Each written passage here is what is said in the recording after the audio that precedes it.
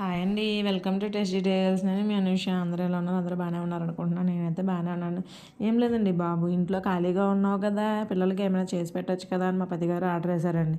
పిల్లలకి ఏం చేయాలా అని ఆలోచిస్తే ఇంట్లోనే సీతాఫలం అయితే కనిపించిందండి. సర్లే, పిల్లలు అలాగే ఐస్ క్రీమ్ తింటారు కదా అని చెప్పి సీతాఫలంతో ఐస్ క్రీమ్ చేద్దామని చేస్తుండే ఈలోగా మా పిల్లలు ఇల్లంతా పీకి పందిరేశారండి. ఎక్కడొక్కడ సర్దుకునే లోపు మళ్ళీ మా పతిగారు వచ్చి ఏంటి ఏం చేసావు అనుకొని కూర్చున్నారండి. సరే, ఐస్ క్రీమ్ చేద్దామని చెప్పి ప్రిపేర్ అవుతుంటే మా పతిగారు గబగబా పిలిచేసరికి ఏమైందా అని వెళ్తే పక్కనే ఉన్న రిమోట్ తీసి ఇమ్మన్నారండి.